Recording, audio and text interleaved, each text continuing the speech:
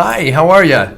My name is Joshua Porter, and I'm your teacher today and every Tuesday and Thursday at 2:30.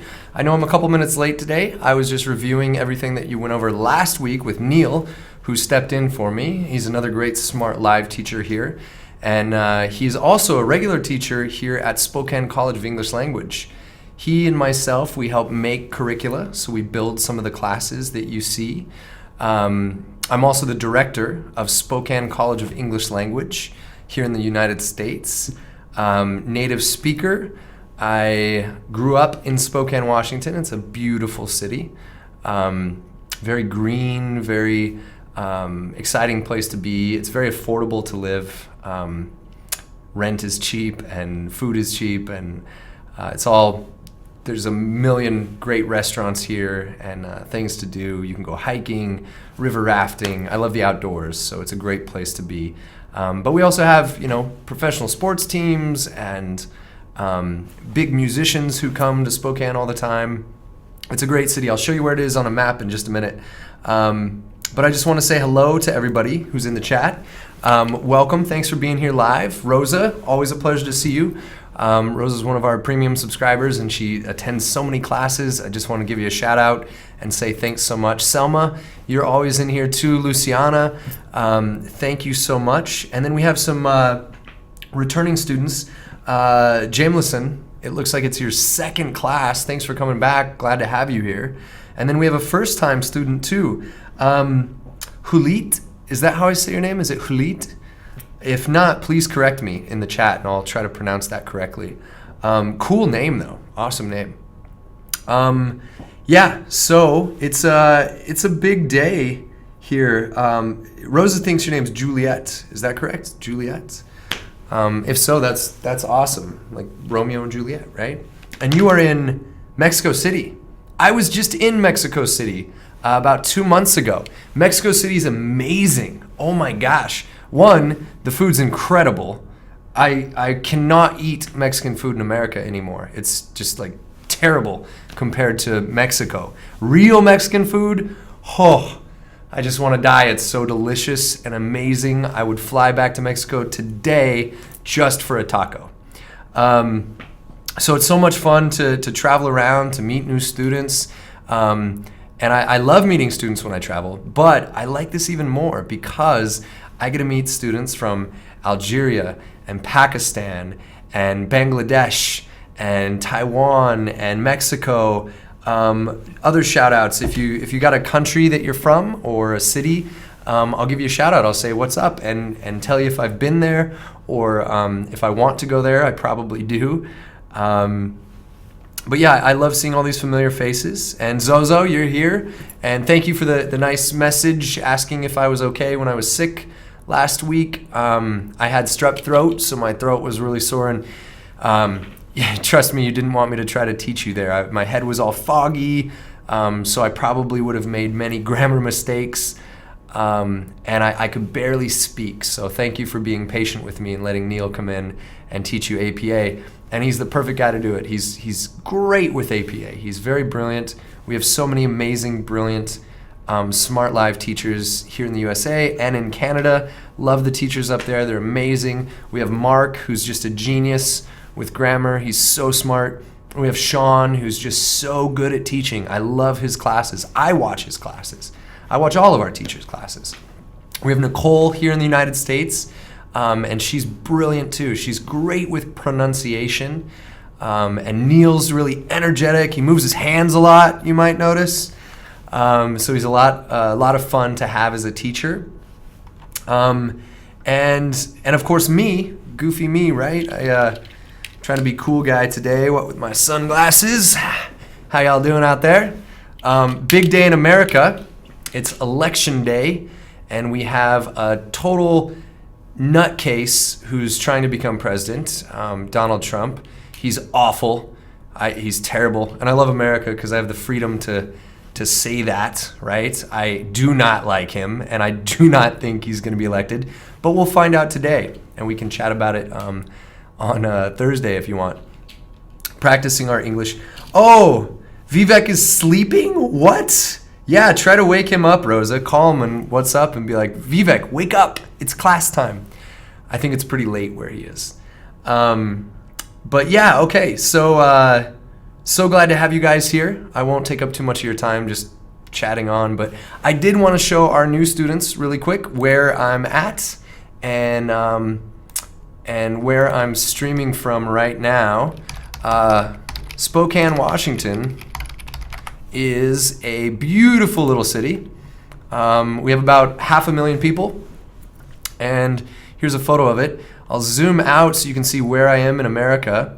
This is Washington State, not Washington, D.C., but Washington State in the beautiful Pacific Northwest, right up there. Oop, wrong way. Right up there is my home.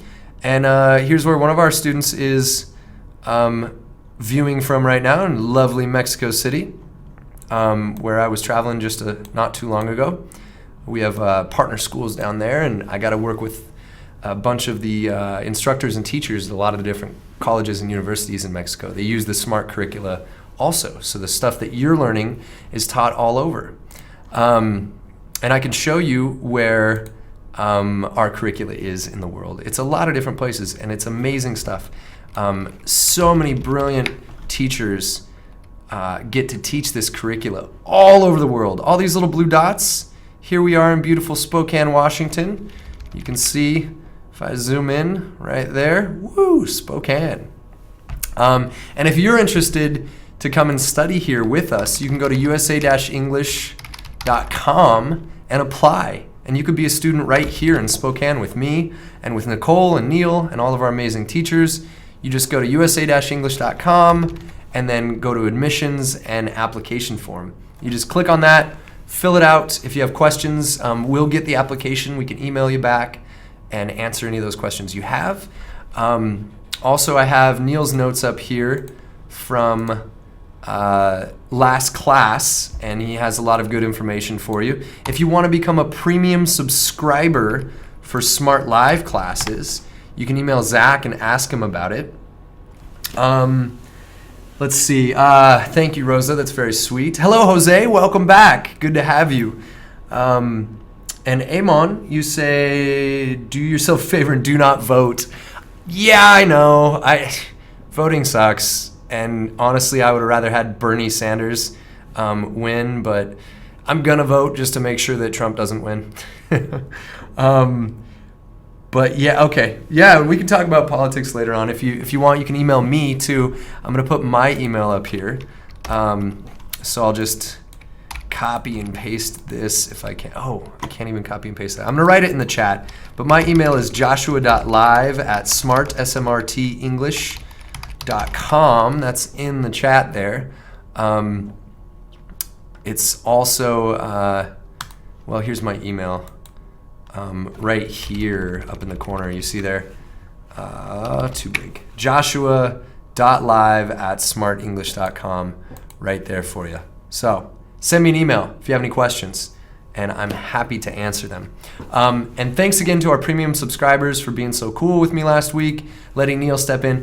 I know that I haven't returned your homework yet, and I'm so sorry about that.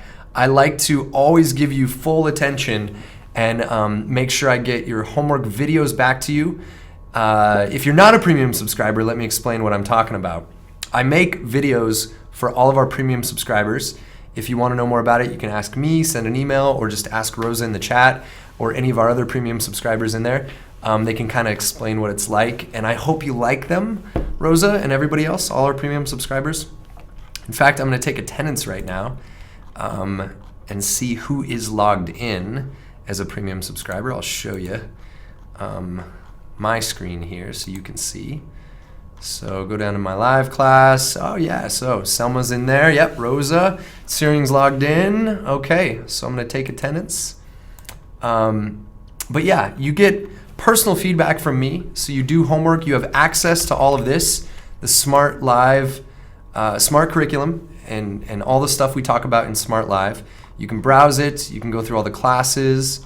Here is our class right up here with this beautiful photo of some logs. It's something I have to do is split some firewood. I have a wood-burning stove in my house, and I have to split it because it's getting cold here in Spokane. It's going to snow soon. Thank you, Rosa. Yeah, Amon, of course I'm going to respond to your comment. I'll respond to everybody's comments there. Nisha, do I say Nisha? Is that right? Hi, how are you? Or Nisha? Nisha, I'm not sure. Let me know how to pronounce it. But welcome. Is this your first class, or have you been here before? Your name looks new, so forgive me if you've been here before, but we have tons of students come in, and lots of students come and stay. So if it's your first class, welcome. And if you're returning, welcome back. Thank you for being here. Karen, hi, Karen. It's good to have you. Welcome back. Welcome. Yeah. Okay, so Amon wants to know a little bit more about Premium Subscriber. So there's these sites here you can go to and check it out. This is our Smrt Live page. So that has some information there for you. But I'll just click on it, and this is all the details. So these classes are free, of course. You guys aren't paying anything to check this out and study with us. But here's examples of our teachers who teach regularly these Smrt Live classes. And if you become a premium subscriber, you can subscribe for a month for free. And you'll get 8 classes, so 2 a week for a month. And it's totally free. And then if you want to keep subscribing, you'll kind of get a taste of what you get. Nicole's an amazing teacher. You can be in her class. Mark is phenomenal, brilliant. Neil's amazing and super funny. And then I'm a big dork, but you can be in my class if you want to. It's great information if you plan on studying academics in an English-speaking college or university or technical school, or if you want to be a teacher, or if you want to get a job and just practice your presentation skills and your English knowledge. Okay. Nisha, it is your first time. Welcome so much. It's good to see new students. Happy to have you here. Yeah, so we give you personal feedback. For instance, I'm correcting an essay right now for Rosa. We've been talking about how to improve English. She's a great writer, so good job, Rosa. Way to be. Selma and I have chatted about different things that she wants to improve. Searing, another amazing student, he lives in New York. He works in the medical field, and he's improving his English by learning a lot of academic words. He already knows a ton. I used to work in the medical field myself, so it's fun to chat with students who want to go into medicine. CH or ch, I'm not sure how you want me to pronounce that, but you're not late. We're just introducing the class, no problem. I was a little bit late today because I was setting up a bunch of good information for us. Okay, so it looks like, Meaty, you're going to be in Chicago in January. You want to improve your English. Awesome. Yeah, if you're ever in Washington State, come into the college. Come meet up with us. Yes, I will try to answer every question you ask, and your mistakes aren't terrible, Rosa, but I do try to correct them and help you out any chance I get. So welcome, everybody. Okay, so to become a premium subscriber, you can check out this page. I think I posted it earlier. Yep, in the chat. You can also get more information about our college, again, usa-english.com. If you want to come study here, tell you what, if you email me, I'll give you a discount off tuition, okay, for showing up to this class and letting me be your teacher online. That's awesome. You can also check out our Facebook page, Learn English on Facebook. I'll post that link there. And of course, here is our YouTube Smrt English account, which you guys know because you're watching me right now. So what I wanted to do for today's class is just simply recap what Neil talked about last week, clarify a few things, and then we're going to move on to something a little bit more fun, because we've had 3 or 4 classes now about essay composition and APA citations. And I try to make it as fun as possible, but I realize that formatting an APA citation is not the funnest subject in the world. So we do our best to make it engaging and fun, but the fact is it's something we just have to practice and memorize and use. I love it. I nerd out over it. I'm like, yes, APA citations, it's so cool. But I'm a big word nerd. I love vocabulary and I love learning about essays and everything else. Deadly Calm, what's up? What's up? How's it going? And Esteban from Costa Rica, how are you? Charlie's here too. What's up, Charlie? Costa Rica, that's awesome. Hopefully it's nice and warm there. It's super cold up north here. Yeah, welcome everybody. Mona, how are you?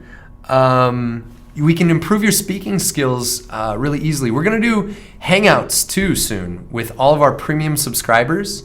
So if you follow that link and you sign up, you can get a month free. We're going to have Hangouts after class. I'll do one-on-one Hangouts with our premium subscribers after classes, but all of you as premium subscribers will get a personal invite to a private Hangout session with each other. So you guys can meet each other and talk face-to-face in a big group and get the chance to discuss questions just like you're at a real university and you get to hang out in the classroom after classes. So I'm really excited about that. Mark's kind of putting together that step-by-step guide and everything, but it's super easy and it's exclusive to our premium subscribers. So follow that link if you want more information. Luciana, if you missed class last Thursday, you and me both, sister.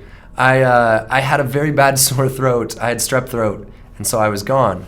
All right, Julide, I think is how I pronounce your name. Welcome. Glad to have you.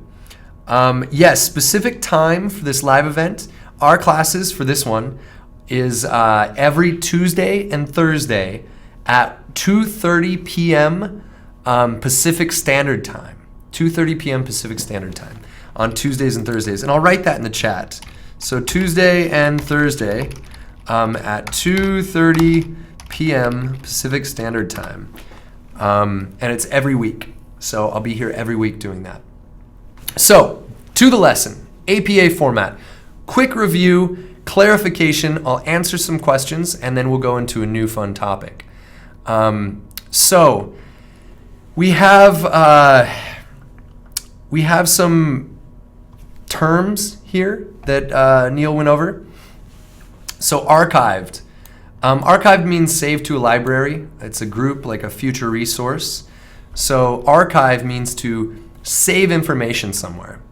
You can go to archive.org. It's a great website, and they have a bunch of compiled information that is free to use for academic purposes. So check it out. It's a great website. Has lots of information. Peer-reviewed. So this term here, and these are Neil's notes from last week. I wasn't in class. He was covering the class. But he made these awesome notes for us so we can review and I can answer any questions. So peer-reviewed means a jury or a panel or a group of experts that review each other's work. For example, I am a linguist, an English teacher, and if I make a claim, if I say I have a theory or a philosophy of education or English learning, I would publish that. I would write a paper, an academic paper, publish it, and it would be reviewed by my peers, other experts in linguistics and the English field that can read what I wrote, check the facts, and make sure that I'm giving accurate information. So it's an important thing to consider when you're writing academically. This is another term that came up in our examples, keystone species. Keystone is something that's essential. And the word comes from a stone that is used in construction or architecture of a building, that it's so important if you removed it, the building would topple. It's supporting of the building. And it's symbolic usually, but it represents something that is required. So a keystone species is a species, so a plant or an animal, a living thing, a biological entity that is in an environment and it is required for the environment. For example, bees are a keystone species. Bees facilitate needs for a whole ecosystem and environment. They pollinate flowers, which in turn produces food for plants or other animals, including human beings. If bees were to disappear off the face of the earth, many of us would die because there would be famine, no food. It would be a very terrible thing. So that's another term that Neil went over.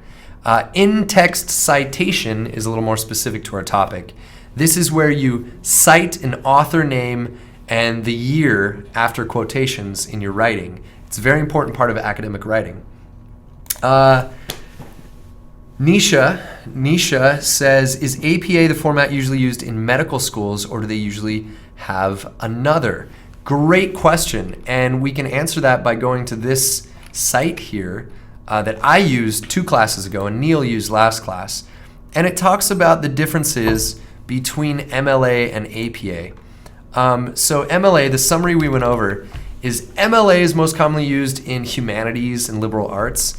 APA is what we're studying, and it is usually used, it stands for the American Psychological Association, and it's their version of citation. So it is commonly used in health sciences, social sciences. So to answer your question, and this is a great website for reference, Nisha, I'll put it in the chat there for you so you can check it out later on your own. The Purdue Online Writing Lab, or OWL, explains what APA is and what it's used for, and I like their site and the explanation. But there's a lot of information on their site, which is good. I try to give you the most important information in this class and what's from our curricula, the Smrt curricula. But yes, in the medical sciences, you're going to use APA citations most commonly. So hopefully that answers your question. And let's see here. Neil's using 5 spaces, not tab. What? Bad Neil. Bad Neil. Yeah, I'm going to tell him not to do that because that's terrible. That's he was probably doing it to quickly show you and show you the format. But yeah, it's we don't want to do 5 spaces. We want to use the tab key. But that is funny. So okay, I'm going to go straight into our lesson here as soon as I take attendance from our premium subscribers. Did I do that already? Yes, I did. Okay. So we're going to go into our lesson, which was Unit 4, and finish reviewing Neil's notes. So here are different sources that you can use for APA citation. And I'll tell you which ones are more common. You can use magazines. There are very credible magazines that you can cite. Scientific American, for example. There's lots of medical journals that you can cite. So I'd say magazines or journals. Newspapers, be careful with newspapers. There are newspapers that are largely considered to be, for the most part, unbiased and credible. The New York Times is a pretty common one that I've seen cited in papers. But not all newspapers are necessarily credible. Peer-reviewed journal articles, academics, these are great. These are wonderful because they're from experts of a field and they're commonly used in citations. And I'm going to show you guys a little trick here that may help you. Google Scholar. You just Google the word scholar and it'll bring up Google Scholar right here. And I'll just go to the About page. So it says right here, it provides a simple way to broadly search for scholarly literature. So if you use Google Scholar, it has right up here, search, citations, make it a little bigger for you. Yeah, our menu. It gives us search, citations, inclusion, metrics, publishers, libraries. So this is all for academia, academics. And if you use Google Scholar, it allows you to search articles, case law, if you're looking for legal citations. You can get alerts, you can log your citations. There's settings if you're logged into Google. But it's a great resource to narrow your search to scholarly articles. Articles that are very likely to be credible sources. And what do I mean by credible sources? I'm going to just throw that question out to the chat. What do I mean when I say credible sources? What is a credible source? I'd like to see your guys' input there. So we have, sorry, took off the screen there. We have this ability. We have this ability to search for just academic articles, just the academics of what's available on the internet. So great resource. I suggest you check it out, explore it, see what information you can find. You can cite television shows and movies. You can also cite YouTube clips. Less common in academics, and I don't advise my students to use them. Your primary source should be a scholarly article, but you can use them. You have the ability to cite television shows and movies. And sometimes, if you're in a social science class and you're studying behavioral sociology or those sort of courses, humanities courses, this might be very appropriate to use and cite. Yes, Luciana, something you can rely on. Charlie, is it Chari or Charlie? Credible pages, yes. Websites, pages. Trusted source, Rosa says. A trustworthy source, Nisha says. Good job. Yes. You can use interviews with other people. I usually make this an assignment in my classroom. My students will interview each other and then cite those. And of course, websites.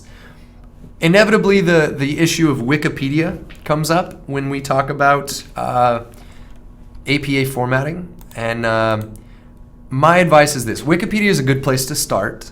You can get a general idea of information from Wikipedia. I would not use that as your only source, though.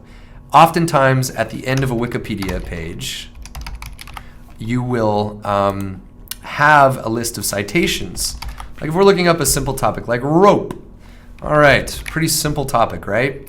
But it's a really long page, so they do have good information.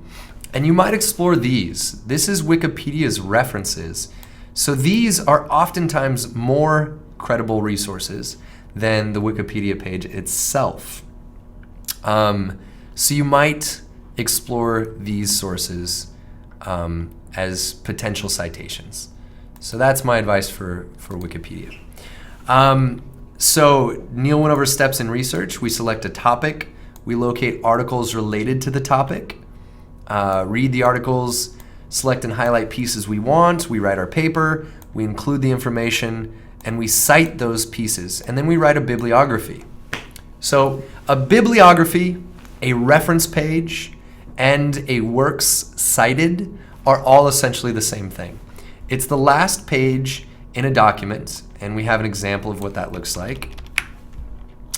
It's the last page in a document, and it has a lot of citations that look like this.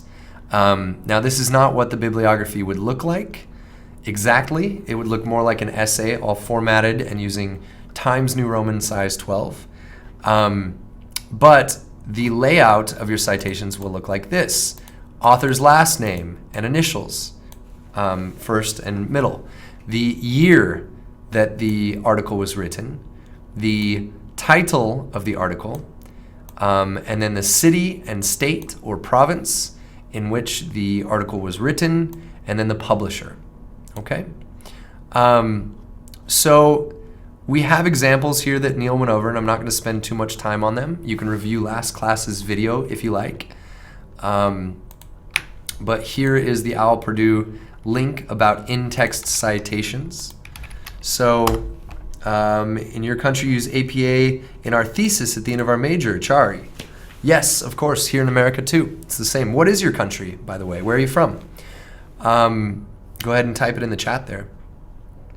So this is the basics of APA citations, and here's sort of what they look like. And we have examples here. So these are from the Smrt page, APA citations. And it says to use the author name, publication year, the article title, website name, and then retrieved from if it's a website. So going to our Smrt APA citation page, we see here examples. We see examples. So there are examples of different sources and then what is included in them. So this is a great page, and I will go ahead and post this in the blog, but unfortunately I think only our premium subscribers will have access to it. It might work, the link should work, but if not, send me an email. So we use the place only in bibliography, not the reference list. Bibliography and reference list, Rosa, are essentially the same thing. It's the last page in our essay, and it's our references, our bibliography or our works cited. Depending on your professor who is assigning the paper, or depending on how you want your paper to be published, you might call it one of those, something different, but they're all essentially the same thing. It's a list of your references. So this is a reference page, which shows our source, the reference, and the citation. This is the in-text citation. So for a web page where we have the author, we have the year, we have the article title, it would look like this: last name, comma, year, in parentheses, in the document. And here's what the long form of the citation would look like. If it's a web page with no date, you notice the difference here. Here we had the date. Here we just do N period, D period in the parentheses. And that is what we would do for no date on the web page. Now, if we have no date and no author, I would say maybe rethink your source, because no date, no author, those are two signs of a less than credible source. You usually want to know when the article was written, at least to the year, and you will want to know who wrote it, to know if they're a reliable writer. Maybe they have some bias.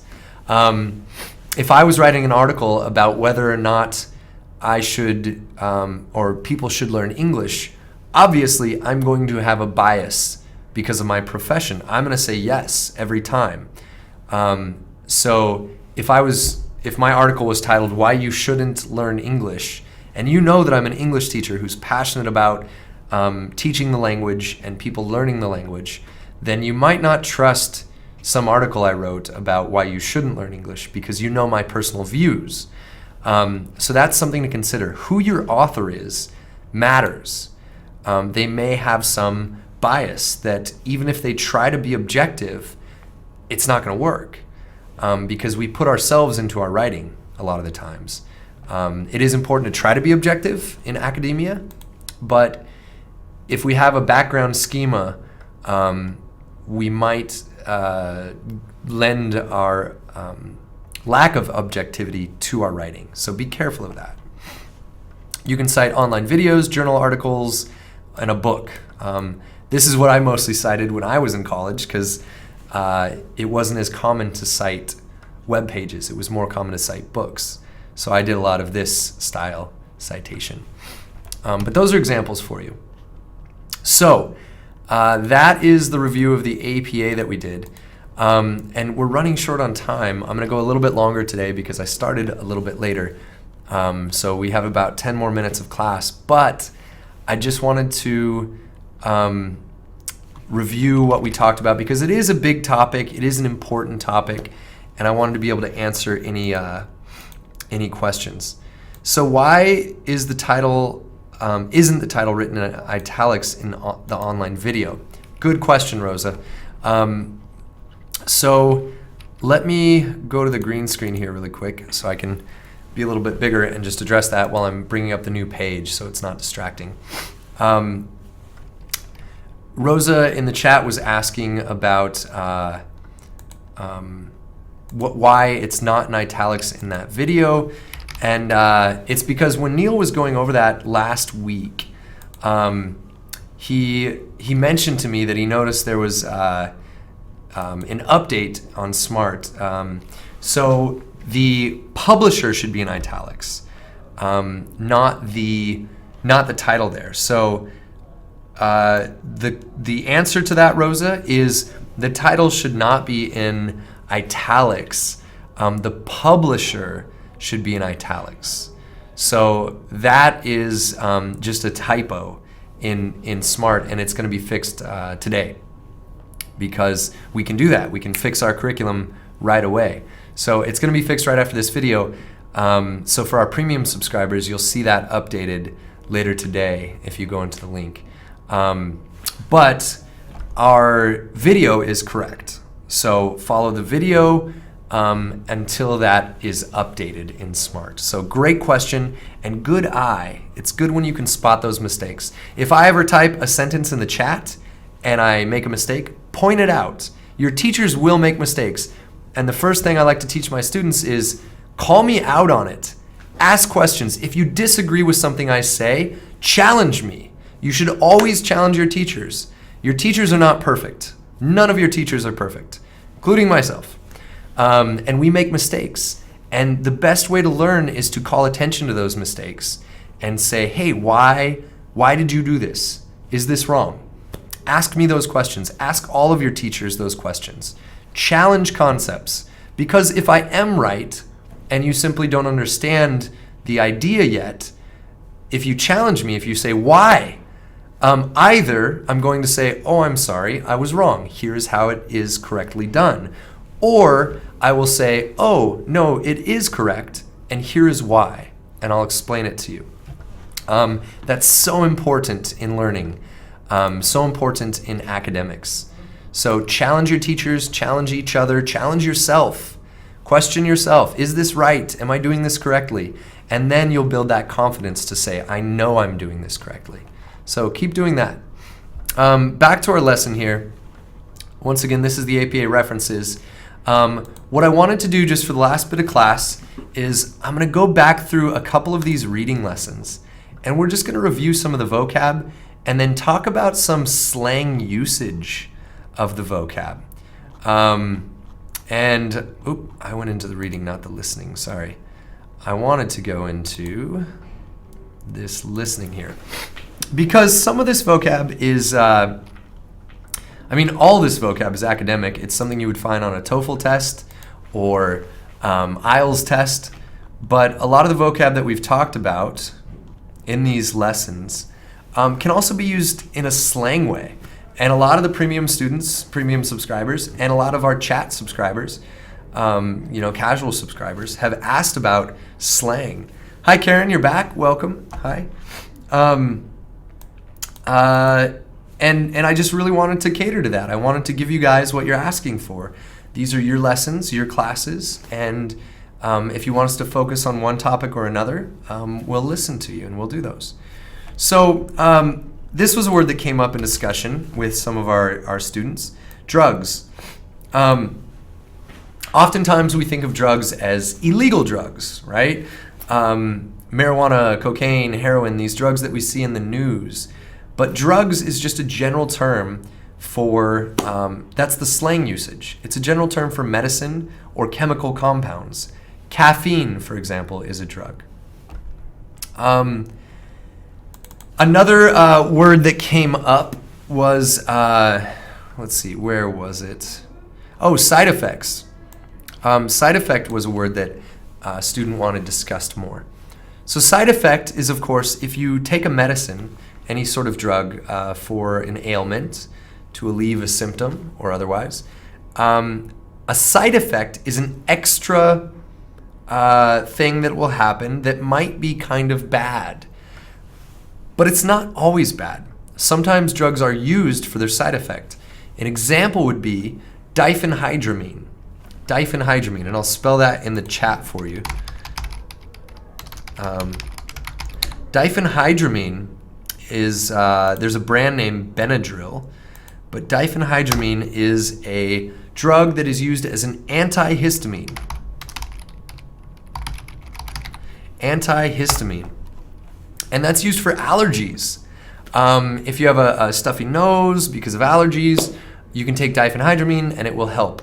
If you get stung by a mosquito, there's a topical diphenhydramine you can put on your skin and it will make the itching go away.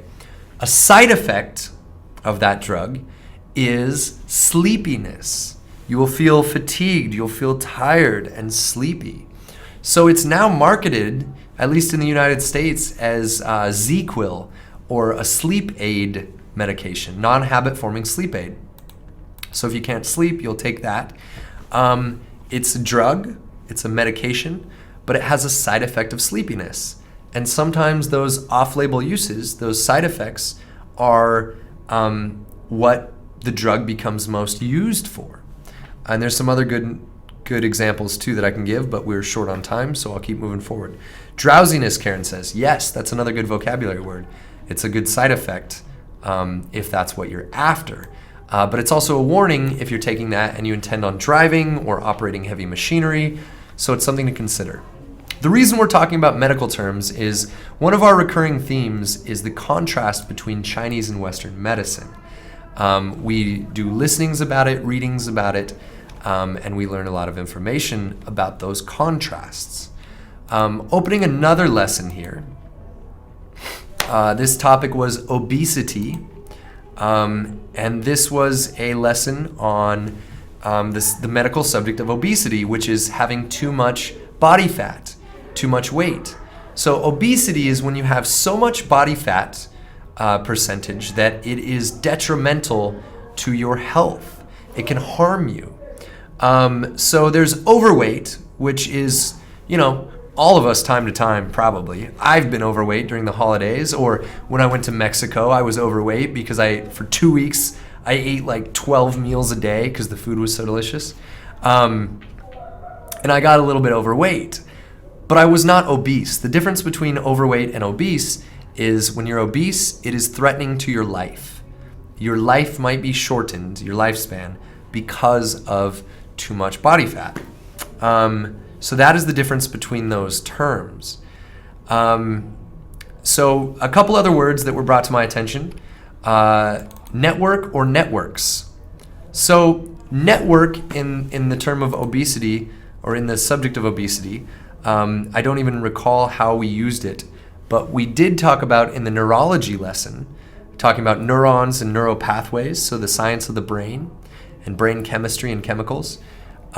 We talked about the neural network, the network of neurons that communicates through electrons through your brain.